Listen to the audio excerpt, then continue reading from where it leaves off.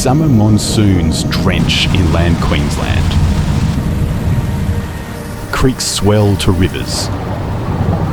A wandering cloud bursts, kickstarting an amazing journey. Water flows from everywhere, soaking ancient soils, a pulse, a heartbeat, life. The branches of the Darling-Barker River are wild, spread across his vast landscape. The warm tropical water breaks its banks and spreads across endless plains.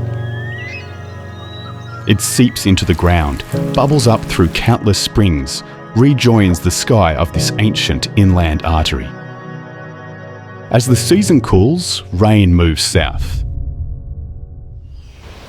Winter rain sends flows north up the Wumble Macquarie River, through the iconic Macquarie Marshes, to arrive cool and clean in the Darling-Barker.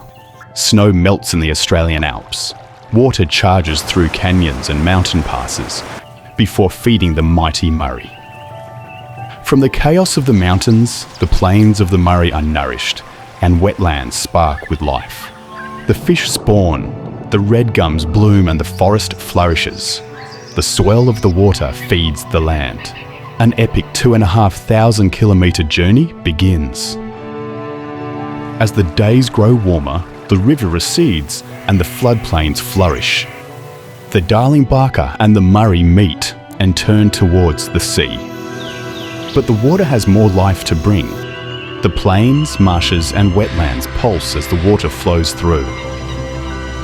Until finally, meeting the Southern Ocean where life blooms once more.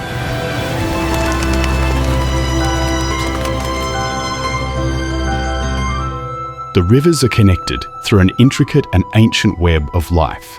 Inland Australia can only thrive when the rivers pulse, flow and connect. For too long, we've sought to divide the basin. Finally, it's time to let our rivers flow.